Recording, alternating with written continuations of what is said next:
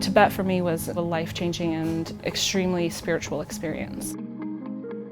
Because Tibet is in the Himalaya, it's one of the highest regions in the world. The landscape of Tibet is defined by that high altitude. So you get these sweeping vistas of Himalayan peaks.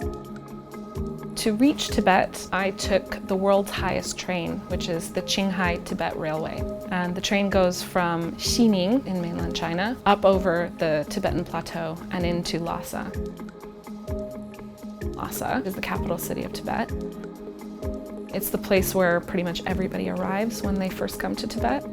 It's a great introduction to Tibetan culture and Tibetan history. I went to Potala Palace, which is historically the residence of the Dalai Lama and the Tibetan government. It's this beautifully preserved museum. There are dozens and dozens of different rooms, and it's kind of this labyrinthine maze. It's a very atmospheric place. From Lhasa, I took a road trip down the Friendship Highway, which is the highway that connects through Tibet to the border of Nepal. Pretty much all of the most important sites and most popular places to visit in Tibet are along this highway. I went through some of the major cities of Tibet and finally finished the road trip at Mount Everest Base Camp, which was incredible. The road to Mount Everest on the Tibetan side, it's actually a very well-kept paved road. You drive for several days before you get there. The very last pass that you go up before you really reach Everest Base Camp, you drive up this super windy road, up this really barren mountain, and my guide said to me, "Okay, now close your eyes." We drove right up to the top and then she said, "Okay, open," and I opened my eyes and it was just this forest of Himalayan peaks. Talk about a travel bucket list thing to tick off. So then after that, you sort of drive through a few villages and then you drive into the entryway to Mount Everest Base Camp. Essentially, there's nothing to do at Everest but look at Everest. And honestly, that's all you want to do when you're there anyway. To see Mount Everest in person was indescribable. It's this iconic mountain that everybody in the world knows. It was such a spiritual experience for me.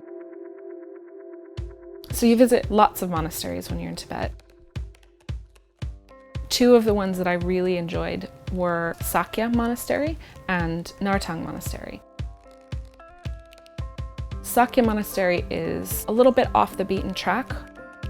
I think the monastery was established in the 1200s, so it's been there a long time, and it has this incredible location.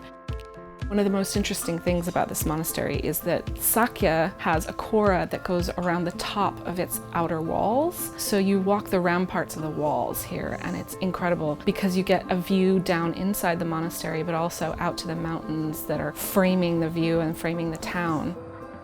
If you want to go to these really off the beaten track monasteries, you can.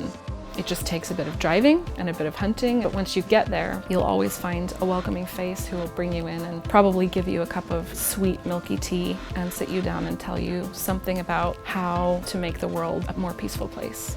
The welcoming attitude of the people, I think that defined my trip to Tibet. Because of the geography, because of the altitude and how spiritually intense it is there, I can't imagine anybody would go there and not feel in some way changed by it. It is an incredibly beautiful place, almost mythical, and that gives it that feeling that you're not part of this world.